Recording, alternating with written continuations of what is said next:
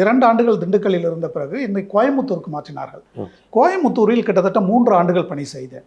கோயம்புத்தூர் நீங்கள் பார்த்தீங்கன்னா கோவில்பட்டி அதை விட கொஞ்சம் அதிக தொழில் இருக்கிற இடம் திண்டுக்கல். திண்டுக்கல்லை விட தமிழ்நாட்டின் தொழில் நகரம் அப்படின்னா அது கோவை தான். கோயம்புத்தூரில் 3 ஆண்டுகள் பணி செய்தேன். அங்கு பெரிய நிறுவனங்கள் லக்ஷ்மி மெஷின் ஒர்க்ஸ் போன்ற நிறுவனங்களில் தொடங்கி சிறு சிறு ஒரு 10 அடிக்கு 10 அடியில் ஒரு லேத்து வச்சுருப்பாங்க. அங்கே ஒரு தொழில் முனைவோர், ஒரு ஆந்திரப்ரனர் ஏதாவது ஒரு சின்ன காம்பவுண்ட் செஞ்சு கொடுத்துக்கிட்டு இருப்பார். எல்லா விதமான தொழில்களும் நிறைந்த ஒரு கோவை மாதிரியான தொழில் நகரத்தில் பணி செய்கிறதுக்கு வாய்ப்பு கிடைச்சது. 3 ஆண்டுகள் அங்கே பணி செஞ்சேன். இந்த 6 ஆண்டுகளில் இப்போ உங்களுக்கு அதுலேருந்து டெப்டி கமிஷனர் ப்ரொமோஷன் இந்த காலத்திலே வந்துருச்சா இல்லை இதுக்கு பிறகு தான் வருதா? டெப்டி கமிஷனர் ப்ரொமோஷன் திண்டுக்கல்ல இருக்கும்போதே எனக்கு கிடைச்சிருச்சு. ஓகே. கோயம்புத்தூருக்கு போய் டெப்டி கமிஷனராக தொடர்ந்தேன்.